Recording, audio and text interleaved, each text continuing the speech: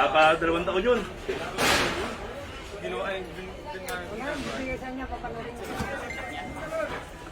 So, nasunod din ba sa ng bahay niya, sunod na rin. Mapako kayo mo sa akin. Inatan. Saan mo na dyan? Baka may nakabako ko ay ito.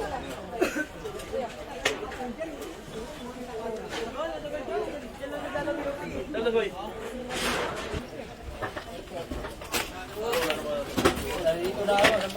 At nakikita nyo po sa inyong live feed ngayong umaga sa official Facebook page ni Mayor Isko Moreno Domagoso ang impact ng sunog na sumiklab at tumama sa residential area, sa isang residential area sa Paco, Maynila.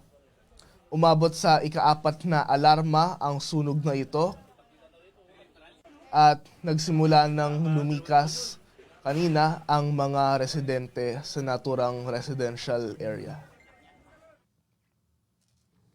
Magandang umaga, ako po si Julius Leonen, ang inyong City Public Information Officer, and we are coming to you on the air with breaking news. Sumiklab ang sunog sa isang residential area sa Paco, Maynila, at nasa linya ng ating telepono si Director Arnel Angeles, ang hepe ng ating Manila Disaster Risk Reduction and Management Office. Magandang umaga po, Director Arnel. Magandang umaga naman, Sir Julius.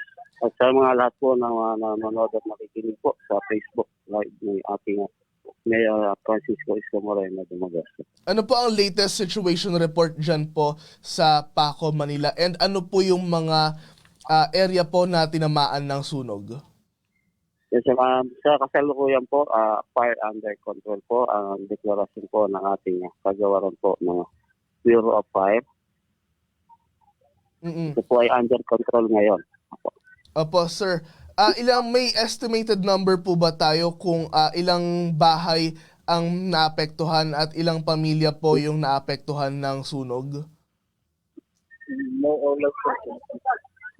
Sa listahan po dito po ng ating pong BFP, more or less po nasa 50 bahay po naapektuhan po nitong sunog na naganap ngayong umaga. More or less 50 homes po.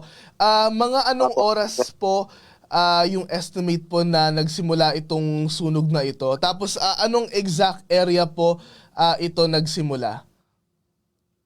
Ito po ay nagsimula sa ganap na ika-4 at 25 ng umaga. May report po at ang first alarm po ay naitaas po sa 04:33 hours. Yun po. Ito ay nangyari dito po sa may papasok po ng Canonico compound, yun po nga MHA, mapunta po sa may kaya po sa Zamora, ito po ay tumago sa Gomez Street. Ano po ang naging immediate response po ng ating MDRMO? To give context po sa ating mga viewers, paano po ang naging responde natin throughout the morning? Apo, ang ating pong MDR ay nagpalabas po ng 2 unit, yung pong MD tanker at yung pong ating pong penetrator. Yun po ang ating pinalabas at naglabas din po tayo ng 4 na ambulansya po nanggaling po sa Quirino at nanggaling po sa ating Manila City Hall. Kasabay po nito nagsidatigan din po ang ating mga kagawaran po ng Bureau of Fire at ang ating po mga fire volunteers. Maski po sa kalapit nating lugar po ng Mandaluyong, Pasig at Pasay po ay nagsidating po ang mga fire volunteers po na nanggaling po sa lugar na yan. And sir, may casualty report po ba tayo sa matapos itong naganap na sunog? Yes sir, meron po tayong isa pong casualty na nagngangalang Loida de Cayman, babae po. Siya po ay 54 anyos. Nakatira po siya sa 1464 Interior 29 Gomez Street, Paco, Maynila. For context po, no, sir, kasi nasa ilalim pa rin po tayo ng COVID-19 pandemic at lumikas nga po ang mga residente. Kumusta po ang preparasyon ngayon ng MDRMO in coordination po with our Social Welfare Department? May designated evacuation area na po ba tayo?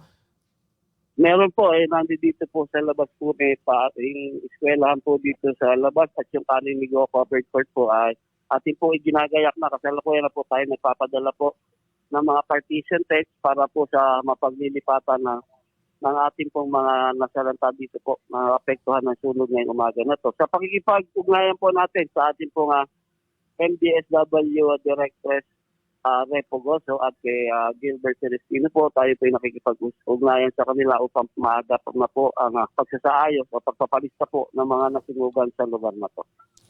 Sir, may initial cost na po ba tayo yung pinagmulan po ng sunog? Nandito po, base po sa nasa 500,000 po, more or less po ang ating pong initial cost. Hindi po ito eksakto pa. Mm-mm. At sir, if may ano lang po ba, may initial findings din po ba tayo kung ano yung naging sanhi ng sunog? Or under investigation pa rin po ito, sir? Yan sa base po sa pag-imbestiga po nito at sa mga sinasabi po ng mga tao, ito po yung nangyari dahil po sa pagluluto. Open flame po ang pinagsimulan po ng apoy sa bandang gitna po nitong lugar po ng Canonigo. Okay po. Maraming salamat po, Director Arnel Angeles, ang hepe ng Manila Disaster Risk Reduction and Management Office.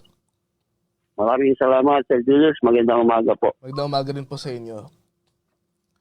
At ayan po si Director Arnel Angeles, ang ating head ng Disaster Risk Reduction Department sa ating City Government of Manila. To recap, sa mga details po na binigay sa atin ng ating MD-RRMO Chief, nagsimula ang sunog na ito bandang 4 a.m., 4:25 a.m. to be specific, at ang initial cost ng initial damages, kumbaga, ng sunog na ito ay umaabot sa 500,000 pesos at 50 homes more or less ang naapektuhan ng sunog. At sa mga oras na ito ay dinadala na ang evacuees sa malapit na paaralan sa pinagmulan ng sunog na iyan. At we will try to get on the line Director Refo Goso, ang hepe ng Manila Disaster Risk Manila Department of Social Welfare.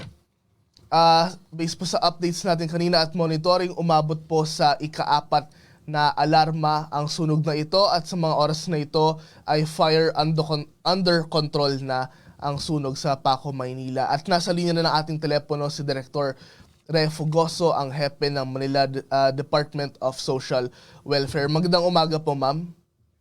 Good morning, Julius. Okay.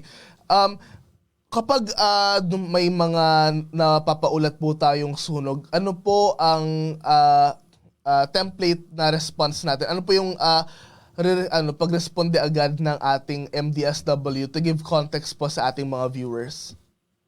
Oo. Kapag narinig natin na may sunog, sa oras na to, tulad ng ganyan, naghahanda na ang MDSW ng mga food packs at saka mga blankets at saka panik. Nagpapahanda din ako ng mga damit na pwede magamit ng mga nasunugan. May designated ano na po ba tayo evacuation area para sa mga nasunugan? Ayon po sa initial info from MDRMO, may isang paaralan daw po malapit sa area na yan ang gagawing evacuation center. Oo, yung Manuel Rojas High School ay pinagpaalam natin sa Division of City Schools ng Manila. Yan yung pinakamalapit na school at saka malaki ito. Sa mga oras na po ba ito, ma'am, may estimated number of evacuees na po ba tayo or still counting pa rin po? Oo, still counting pa rin. Pero balita ko, meron ding mga evacuees na pumunta na sa Canonigo Covered Court. Pero sana maayos natin sila sa Manuel Rojas High School para isang malaki at saka hindi na sila tatawid sa Canonigo. And ma'am, I think we discussed this before na po, pero let's siguro recap and assure po yung mga evacuees na and also our viewers, kapag sila po ay nasa kalinga ng MDSW, lagi po silang may pagkain, breakfast, lunch, and dinner. Tama po ba, ma'am? Yes, Julius, sa katotohanan na ngayon ay hinanda na yung hot meals nila. Papunta na doon sa fire site. Mm-mm. At saka magkakaroon sila ng lunch at dinner. Sigurado yan. Mm-mm. And other material assistance pa po habang sila ay nasa evacuation center. Yes, yung sinabi natin na blankets, clothes, saka banig, at saka I'm sure pagka merong donor, sigurado makakarating sa kanila. Mm-mm. And ma'am, if we may po, no, may we get po your message of assurance, message of siguro para sa mga ating viewers and sa mga nasunugan po, kung nandyan po ang MDSW para sa kanila po ngayong naapektuhan po ang kanilang mga tirahan ng sunog. And in a nutshell po, if ano ang aasahan nila from our MDSW aside from what we've mentioned po? Yes, yung mga nasunugan ngayon, ang estimate natin, mga 200 families. Mhm. Pero nag-uumpisa pa lang kasi yung intake interview natin, hindi pa natin alam ang final count.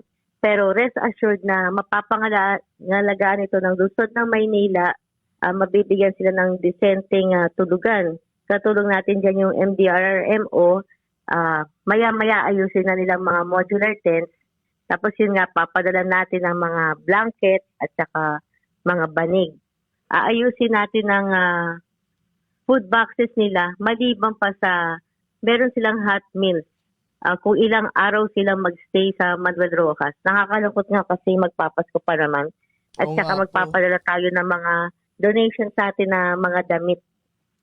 Oo nga po, may mga nagko-comment na rin po sa ating Oo nga. Facebook live feed na kawawa po kasi Pasko ngayon, ngunit Oo nga. tinamaan po yung Pasko. kanilang mga tirahan ng sunog. Oo, Although, bukod sa meron tama pang naman po COVID. ma'am na we will do everything we can para na mapasaya pa rin sila kahit Oo. ito ang naging sitwasyon nila. Oo, sigurado pangangalagaan sila ng lungsod na Maynila.